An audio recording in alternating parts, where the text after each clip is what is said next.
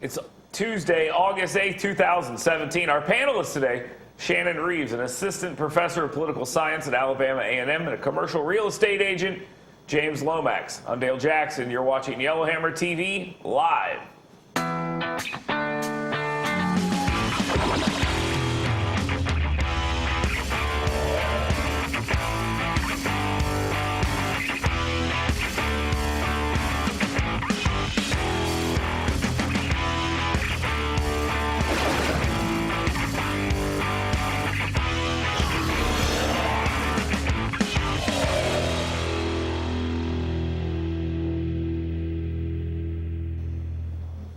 Welcome back to Yellowhammer TV Live. We have a ton of stuff to talk about today, from the Senate race to Washington, D.C. So let's get started. Let's get to the headlines.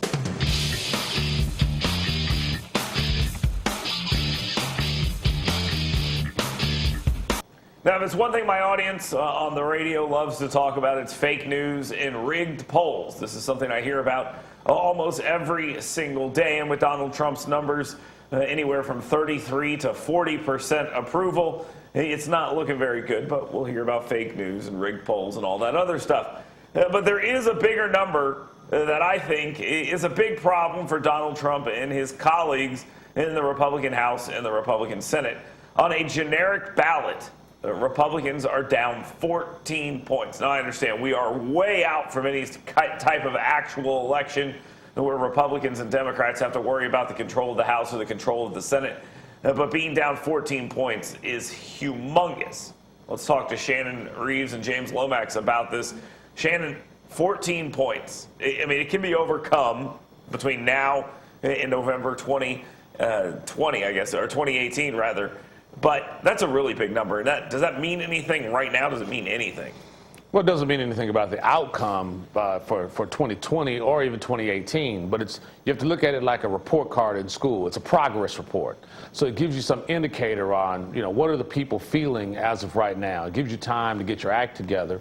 You have to do a deeper dive into the polls to see kind of what are the issues, what are the main issues that they're talking about. But it's not something to take lightly. One thing about politicians, they love polls when they're up. And then when they're down in the polls, they say, oh, well, the polls don't matter. Trust me, they do matter. But it's just a matter of how do you accept them, how do you dig deeper into them and then try to dissect them. I always say this, if you think polls don't matter, ask a politician whether they're paying attention to it. And the answer is always, of course they are. Now, there's more to this, and this is just a generic D versus R situation. And almost every situation right now in polling where Donald Trump is related to it, he suffers a bit of a blow. And that's exactly what this is. It's very different when you deal with your individual congressman. I hate all congressmen, but my guy, he's okay. Is that what this is, James? I think that's typically the case. I think here in the state of Alabama, these polls are not going to matter as much. Obviously, these polls mainly may make a difference in kind of swing states and things like that. And a lot of what Shannon said is very true. This is more of a trend line. It's more of a baseline. It's something that is a blessing for the Republicans that they can look at and say, okay, we're starting to trend in the downward projection. We need to figure this out. But more importantly, even if there was a scenario where the Republicans could lose the House, lose the Senate, does that matter to Donald Trump? I don't know if he even cares about it. For one, he's not being able to accomplish too much with the Republican-controlled House and Senate at the moment. So, he needs to really look at that and say, how can I help my colleagues and actually get things done? Shannon, you talked about going a little deeper into this, so I went and looked at some numbers in the past on these polls. In 2009, October, and we're not in the exact same place in this one, Republicans had a 5-point advantage. When they got right to the election in 2010, they had, I think, a 3-point advantage. It was a bloodbath. I mean, for the Democrats and Barack Obama at that time, it was a complete takeover of the Tea Party and all that stuff happened. If you were to roll in with a 14-point lead, you lose everything, correct? Oh, and not only that, I mean, first of all, a win is a win. You take whatever win you can actually get. But with these trends, you want to know how you're doing with women. You want to know how you're doing with seniors, those high propensity But if voters. you're down 14 points, you're doing well. Or if you're up 14 points, you're doing well with everybody. Right. And if you're down, you're doing bad with everybody. But you want to be able to dig in. If you're going to figure out how do you mount a comeback, you want to look at those high propensity voters. You want to know, yes, we might be doing with our base. If we're only doing 70% with our base, we should be doing 89, right, 85, 90% with our base. It tells you kind of what you need to do to build on that, and then how you expand the coalition beyond your base. James, Donald Trump likes to say fake news, rigged polls, all this other stuff. Ignoring this, do you do so at your own peril? I think he does so at the Republican Party's peril, and I think a lot of that is they need to figure out what the message is. Like Shannon just said, it turns into an issue of messaging. I think a lot of Republicans will say the Democrats don't have a message right now. What's the Republican message? Okay, let's move on to the state of Alabama. Bradley Byrne, a lot of us know this name. He's the congressman from the 1st Congressional District here in the state of Alabama. His first rise to statewide fame came in a bloody Republican primary between himself and Governor Robert Bentley. Now there are reports that he is considering potentially another run for governor. Now, he is a multi-time congressman at this point. The talk of him running for governor in 2018 seems a little premature, with Kay Ivey still kind of floating about. Does this make any sense to you, James, that Bradley Byrne would want to come back and run for governor? I think it does. I mean, I think that he obviously wants to be governor. I think it's silly to just look and say, oh, I have a secure job in Congress, if that's not what you want to do. That's what living your life is all about. He does have the name recognition. He's probably sick of flying back and forth to Washington, D.C. from Mobile. But he does need to look at also, there may be candidates already in this race that would do the same things that he would do. I mean, I see him relating a lot to a Tommy Battle on a lot of things, and probably a lot to a guy like Del Marsh that likely is going to jump into that race eventually. So he really needs to kind of look and examine, is this the best time, and am I the right fit? I don't think so right now. If Bradley Byrne were to run for governor here, being a congressman is going to help him out significantly, but he's going to have to give up that job in order to do so. Yes. Is it smart for him to pursue this office at this point, or is he just kind of throwing some chum in the water to see what happens? Well, like James said, it's where his passion is. Where does he want to serve? What does he want to do? Let's face it. We just talked about, what does it look like in Washington right now? It's not like they're having a good time and enjoying themselves up there per se. He's run before. It might be that his passion is really about serving locally in the state. If so, there are some advantages. You throw up some trial balloons now. You kind of see what it's looking like. You've run before, so you've run this race before. You have some similar. If you have some ability to have an organization in counties across the state, kind of see if some of your old supporters are still around, if there are people who are still with you, and if they're encouraging you, and you see kind of what it's like when you put your name out there. Some newspapers might throw a poll out there. But here's the other advantage. If you have federal money in your congressional account, and you decide to run, you're starting off the bat by being able to transfer money. Can you use that? money. I don't think you can use it. Federal money down to the state. You can't use state money going up to federal. Okay, all right. Hey, I'll tell you this. I think we don't know until Kay Ivey gets out. If Kay Ivey stays in, I think the likelihood that a Byrne or somebody would jump in is almost nil. But if she gets out, I think we'll see a bunch of big names jump in. James, you agree? I think I would definitely agree with that. I think Kay Ivey would start with a head start if she decided to do that. All right, now we can talk about Bradley Byrne running for a different office. We can talk about Mike Pence running for a different office. Believe it or not, there seems to be some scuttlebutt about whether Mike Pence is out raising money for himself to run for president, whether he's working on the president's re-election campaign. I found it odd. When this story first came out, a lot of people said, well, Mike Pence hasn't said anything, therefore he must be running. Then he came out and vociferously denied this, and then it was like, whoa, what's up with this denial? He must be running. So the reaction is pretty much the same. Mike Pence is a Trump guy. I mean, he's all in on this team. There's no way he's out there angling for 2020. Do you believe he is, Shannon, or is this just media hype? I don't believe he's angling for 2020, but I also know Washington, and I also know they always want to have contingency plans. We don't know how this investigation is going to go with this Mueller business. So they're not going to be caught flat-footed if something happens relative to the president's viability as it gets closer to 2020. The party's always going to want to have another alternative, and he would be that alternative. So James, do you think that Mike Pence as a alternative only happens, I guess as an alternative it would have to happen because he'd be gone, Is there any way a Mike Pence challenges Donald Trump for president of the United States in 2020? No, that's silly. I mean, he's got it going on in the VP role. I think he would be preparing for that. But guys like Mike Pence are always going to be angling for something. Maybe it's 2024. Maybe it is a situation that Shannon just referenced where there is an opportunity in 2020 if something happened in Donald Trump's camp.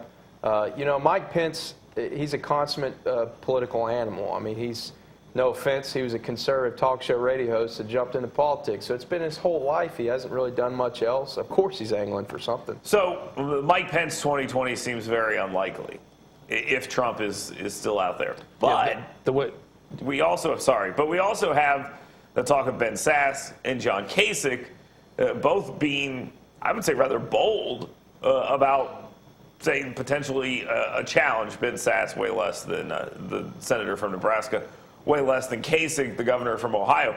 So there is some talk about a Republican challenge.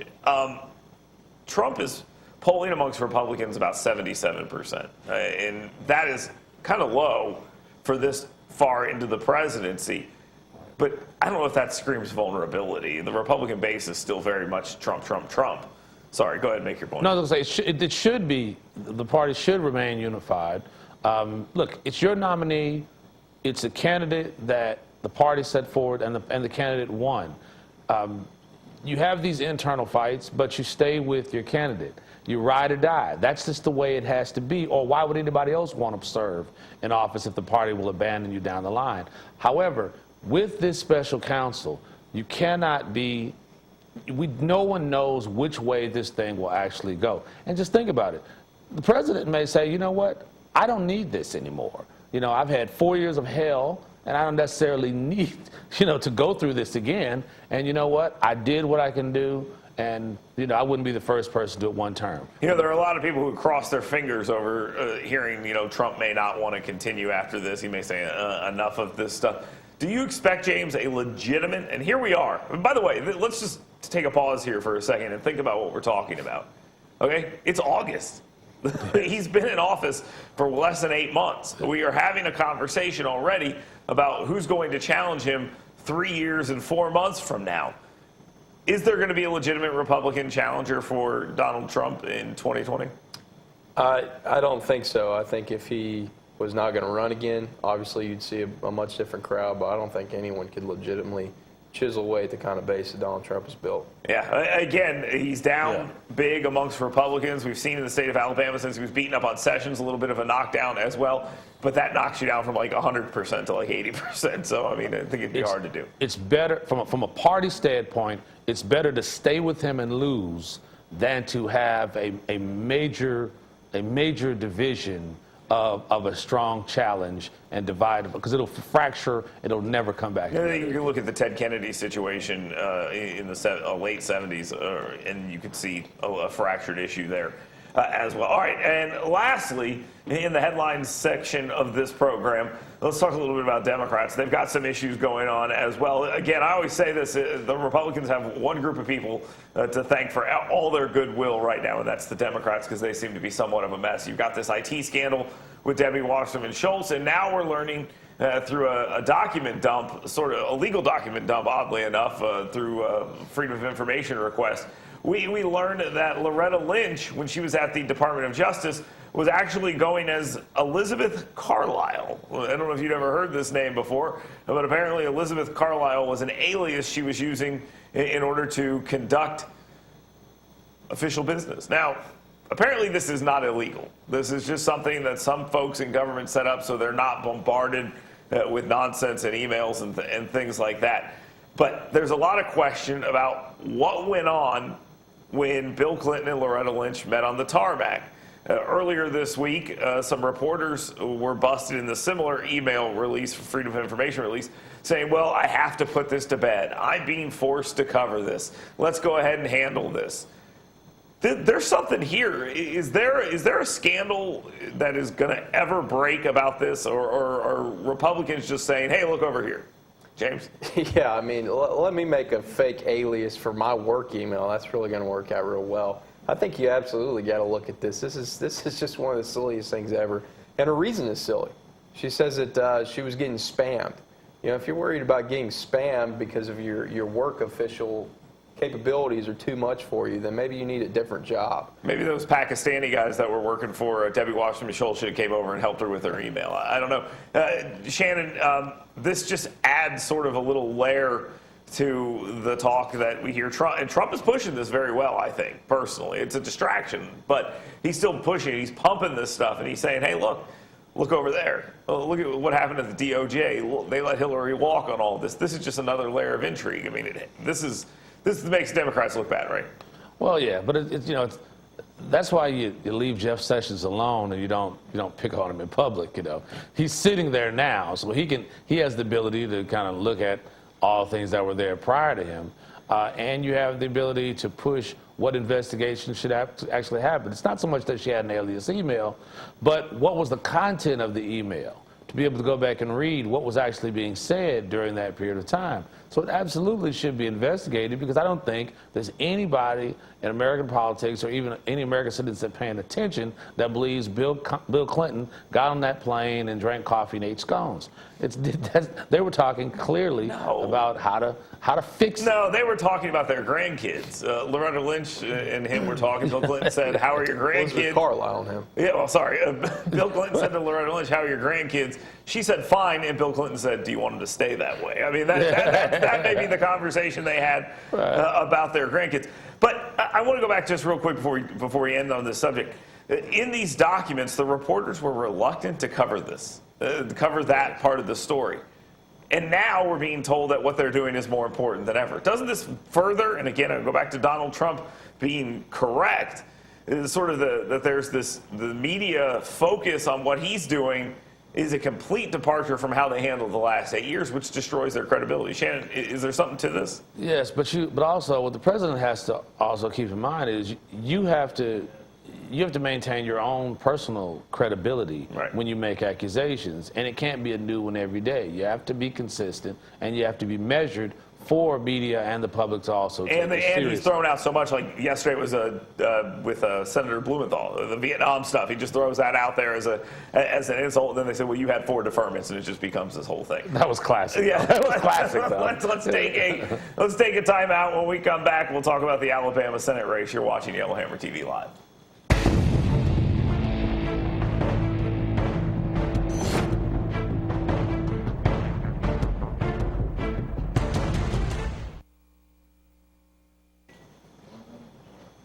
Welcome back to Yellowhammer TV Live. We've got a lot to discuss about this Alabama Senate race, and then, of course, we'll get into today's biggest story as we wrap up the program.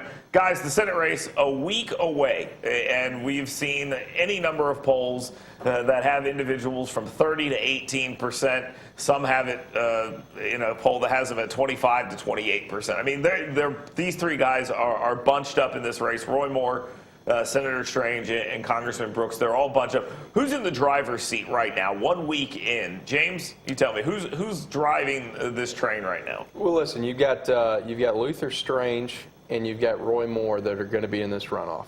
And the reason I say that is because in the short span you had Mo Brooks has had a lot of ground to make up, and then he also had some people throwing dirt on him the whole time. That's tough. Mo Brooks and Roy Moore's voters, I think, are pretty similar voters. I think they'll kind of hurt each other there, and then Roy Moore has a name recognition. And when Luther Strange has such a war chest behind him, that's tough to overcome in this very short election cycle. Shannon, who's driving the train right now?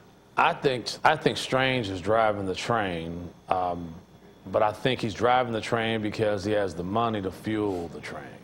And I think it's interesting as I analyze it to see his strategy. I think he dumped a lot on Brooks, but then he began to dump on Moore as well, attempting to suppress and hold down their support so that he would be able to ensure that he would squeak into the runoff.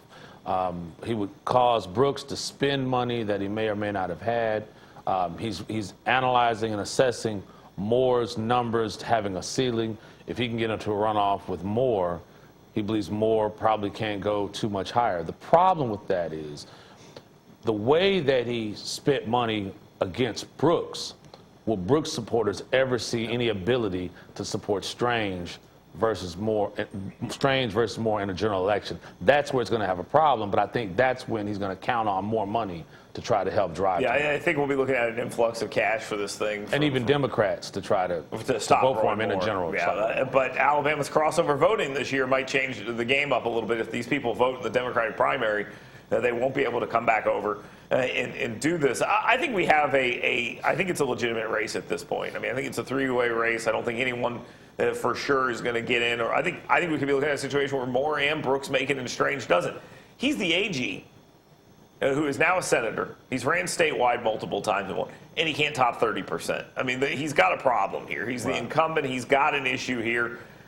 They did a poll, and polls are what they are. The only one of these guys that has any positive feelings towards them is Roy Moore, and that he has a positive 12 amongst Republicans. I mean, this race is very hard to predict because there's just so much happening. Today, Luther Strange is apparently holding a meeting where there's going to be a secret endorsement. You guys want to recklessly speculate as to who it might be, James? I would expect that someone big, but if it had been someone too big, they would already put their name out there, you know, if it was someone like a Nick Saban or something. But I'd be interested to see if someone very well like Jeff Sessions gets out there. I doubt it, but, you know, stranger things have happened. Any idea who it might be? I have no idea. There's no way to speculate on it. But I will say this. Udale? Yeah. I'm heading down. That would be a game changer. I'm heading down to Birmingham. I'm going to make an endorsement today. You know, Saban's name keeps coming up here. Let's forget about this race. Let's talk about the most important man in Alabama here for a second. Is there any chance Nick Saban would endorse in a race like this? Is there any benefit to him doing so? James? No, and Nick Saban gets nothing out of that either. So I think that would be something that's kind of silly. I think he doesn't really concern himself with the Alabama state politics. I mean, he's a focused guy. He's got in like 4 weeks, he's got a football game. That's what he's worried about. Anyway, it's someone like a Nick Saban. He better focus on Florida State right now. That's where because if he was to get out in politics and endorse and then lose to Florida State, I think he'll have some repercussions. You know, it's funny. You know, we talk about Nick Saban. He matters. I mean, let's go back to the 2010 in the Republican primary. Tim James made a joke about cutting his salary. He missed the runoff by less than 200 votes. Paul Feinbaum talked about it for a long time on his show, multiple days. You don't think it cost him over 200 votes? Absolutely. We have Governor Bentley because Tim James made a joke about Nick Saban. I mean, you could draw the math out here for a second.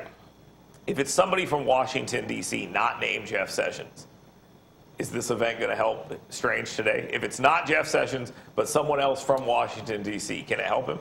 If it's Richard Shelby. Okay. I think otherwise, I think that endorsement from D.C. actually is probably negative since his opponents have painted him in a light of being a D.C. insider already. So I do think that would be maybe it's a congressman from Alabama. I mean, maybe it's an Adderholt, it's a Palmer, it's a Byrne. I mean, these guys haven't shown any willingness. Mike Rogers endorsed Mo Brooks. The rest of them have been relatively silent. I mean, for it to be newsworthy, if you could string 3 congressmen together and to do it together as an endorsement who have not endorsed thus far because Shelby squeezed them and some others squeezed them, I mean, that will be newsworthy. I think you're right. And for the record, if Nick Saban did endorse, it would be over. Okay. The race is over. Okay. I'll tell you, you could get all 7. You could get all 7 congressmen, including Terry Sewell, and it still wouldn't equal a Nick Saban endorsement. No. I'm talking about Mo Brooks coming out and endorsing Luther as well. Yeah. It still wouldn't equal what Nick Saban could do. Let's take a timeout. When we come back, we'll talk about what's today's biggest story from these guys. Stay tuned.